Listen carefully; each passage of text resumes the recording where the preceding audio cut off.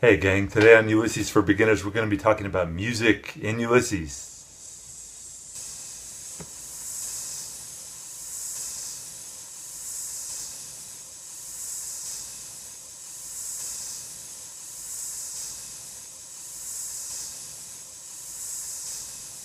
James Joyce was an amateur musician. He could dabble on the guitar and the piano, but really he's kind of, we have this legend of him being a great tenor singer, and that could have been a possible career path had he not become a writer or whatever. And there's even a scene in Ulysses where Stephen Dedalus, who's the bassist, or who's based on James Joyce, he runs into his Italian teacher, and his Italian teacher is like, "Hey, why you not have become a singer? You could have been a great." You know, he talks in Italian, not in English. But that I think Joyce is like, he knows that music is central to his life and Ulysses itself, so he just fills it with music. In the book, there's like hundreds of references to music. If you look in the index of the annotations, one good way to find out how often something shows up is just look in the index and see how much space it takes. Things like the Bible and Shakespeare are just like columns and columns of references, whereas something like Chaucer, there's just like one little reference. So you don't need to know a lot of Chaucer, although Chaucer is great. But my point is, with music, there's tons of musical references, like opera references, Irish ballads, popular songs of the day. And you don't need to know every little song reference, of course, but a few I really recommend you learn. 3 in particular I'm going to talk about. And I'm going to link to some playlists down below the info for this video on YouTube. And you'll find lots of, if you really internalize the music, I think it'll help when you get to those chapters. So the 3 songs that I really recommend you learn. One is a song, it's in actually both of the movies that I recommended, Ulysses and Bloom. The song is called Love's Old Sweet Song. And a few of the characters, Molly Bloom, Leopold Bloom, this song is gonna show up in their thoughts throughout the day. So know that song. It's a great song.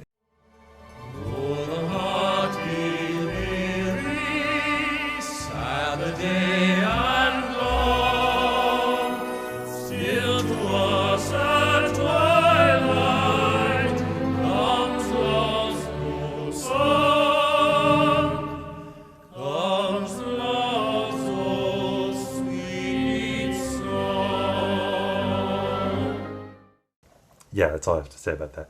Anyways, the next song is an older song from an opera from Mozart's Don Giovanni. The song is called La ci darem la mano, which means take my hand. If you don't know Don Giovanni, it's a great opera, by the way. You should check it out if you don't know what opera is. It's, I would say, one of the top 5 operas. So Don Giovanni, he's this womanizing guy, and he meets this couple that's about to get married, and he likes the woman. So he tries to seduce her, and that's his kind of seduction song. It's like take my hand, La ci darem la mano, and that shows up in the book several times, so learn that song. La ci darem la mano, fammi dirai di sì, vedi non è lontano, partiam del mio da qui.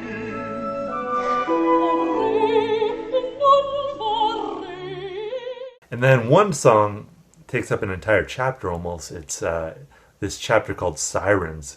It takes place at this bar, and Stephen Dedalus' father, Simon Dedalus, who's based on Joyce's father, he sings the song, and the song is called Ma Paris, which means like come to me. And it's from this opera called Martha, and the English version is what he sings. It's a good song too.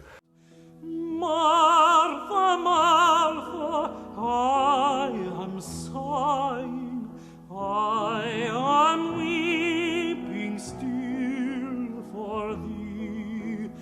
Come, thou lost one, come, thou dear one, thou alone canst comfort me. I'll include it as well in the links. So the links I'm including, there's like 160 song playlist of all these songs and references. You can listen to that. Some of the versions are okay. There's a lot of other versions on YouTube, of course, of all these songs. And then there's these 2 CDs that these guys made of songs from James Joyce books, not just from Ulysses, also from Dubliners, A Portrait, Finnegan's Wake, maybe even Exiles, I don't know. And those are really much more professionally done. I like those albums. You can buy the CDs if you want. I'll link and you can read about it, etc., etc. But learn those 3 songs at least. And the more songs you know, the better. And the more music you know, the better. I think Joyce came from an age when people were musicians. They didn't listen to all this recorded music on their headphones. They played pianos, they sang, they played guitars, whatever. Most people had some kind of musical background, even if it was just like singing in church in a choir or whatever. That was how people got music. People would sing on the streets. They would play pianos. A lot of people had pianos back then.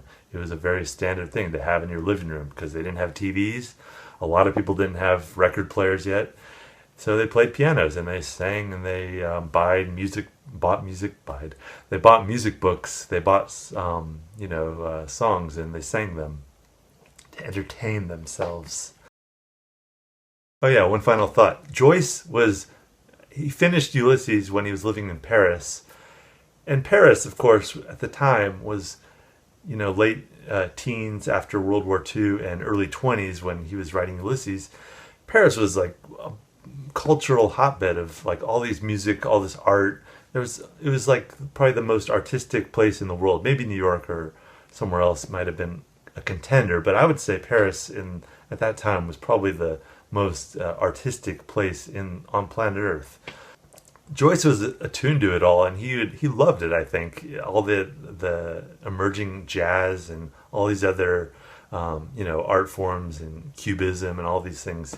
I think he just absorbed it all, and for him, he was not a minimalist. He threw as much into Ulysses as he could, even though it was set in 1904. He was aware and he was influenced by all that was going on, and he certainly took that knowledge to impact Ulysses. I think it shows up. Things like jazz, definitely in the Sirens chapter. I think there's, and also in Oxen of the Sun, there's this jazziness to the language. And maybe I'm stretching, but whatever. I think he loved music, and it's a very musical text.